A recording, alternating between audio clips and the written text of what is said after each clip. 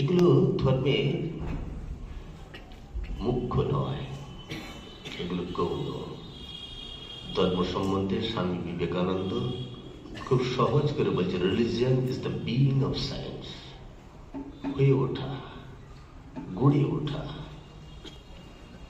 আপনি কি ছিলেন তা আপনার জীবন বলুক, কোনো প্রচার প্রকাশ নয়।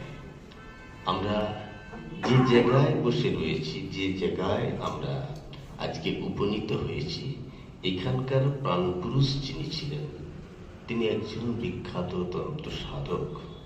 তার জীবনীটা একটি দর্শন, তার জীবনটা একটা বিরাট ইতিহাস। অর্থাৎ ধর্মের মূল জায়গায় পৌঁছানো। কেউ তন্ত্রপথ, কেউ ভক্তিপথ, কেউ জ্ঞানপথ। একটি পথকে ধরে আমাদের এগিয়ে